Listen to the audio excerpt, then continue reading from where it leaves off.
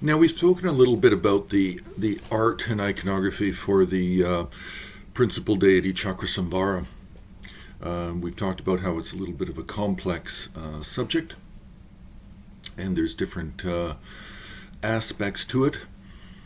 Now, in terms of the iconography and in terms of the complexity, then we really do have to consider the mandala configurations. And with this, there's really 6 study topics that we need to look at. First is source texts. Which is the actual tantra? How many Chakrasamvara tantras are there, or tantras associated or considered to be related? What are the different iconographic forms or variations that come out of each tantra? What is the mandala configurations for those various forms and also variations on forms?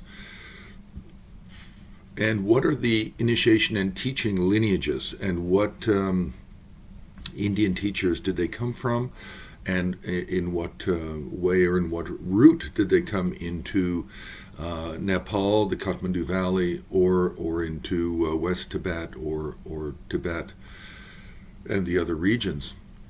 Then we need to look at what are the most common mandalas and what are the uncommon mandalas, because there's just too many mandalas. But in art, we do have a large number of paintings of what we can call the common mandalas. And the common mandalas are not that many. They're really the 62 deity mandala. 62 deity mandala we find for both the Luipa and the Krishnacharin Mahasiddhas for their lineage. The only difference is the Krishnacharin, the Vajrayogini, has one leg down and one wrapped around the waist of Chakrasamvara, whereas the Luipa tradition, Vajrayogini has both legs wrapped around the waist of Chakrasamvara. The Ghantapa is a little bit different. Ghantapa is a Mahasiddha, name of a Mahasiddha, and these are the 3 most important traditions of Chakrasamvara, is the Luipa, the Krishnacharin, and the Ghantapa, these 3 Mahasiddhas. And it is their traditions and their depictions of Chakrasamvara, iconographic form of Chakrasamvara, that we see mostly in art. Now, there is another, and it's... So first of all, the Luipa and the Krishnacharin are both 62 deity mandalas. The Ghantapa is generally a 5 deity mandala, but we do have we have one more. So really we only have 4 really common mandalas of Chakrasamvara, and the 4th one is maitrpa, and it's a 13 deity mandala. So this is really it. But after this, we have a long list of additional forms of Chakrasamvara. We have white, a number of white. We have red.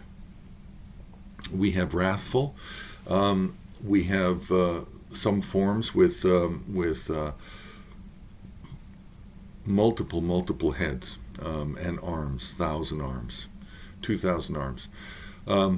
But in terms of mandalas, generally, we range. We go from a 5 deity mandala to the 7, 9, 10, 13, 17. Then we have some in the 20s.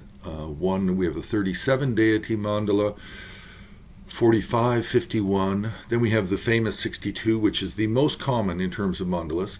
But then we have we have a 71 deity mandala, and then we have the 1,449 deity mandala. Now, we generally have examples for most of these. But otherwise we find these references in the texts where even though we might not for some of these have a depiction as a drawing, but we will have the reference in a text, and then the text will explain how the deities are arranged and configured within the square palace of the mandala and then the outer circle of the mandala. So just touching on this subject, there's more to talk about with this, but what's most important here are the study topics for Chakrasamvara Mandala configuration. So source texts, the iconographic forms found in those source texts, the mandala configurations for those forms, what initiation or teaching lineage is associated, which means the Mahasiddha, and possibly what school in Tibet, meaning the Sakya, Kagyu, etc. Then what are the most common mandalas we find in art, and what are the uncommon mandalas that we occasionally find in art? So these are the 6 study topics. We'll leave it there. You can press the like button. You can subscribe. You can join HAR on Patreon, or you can make a donation on the homepage of Himalayan Art Resources.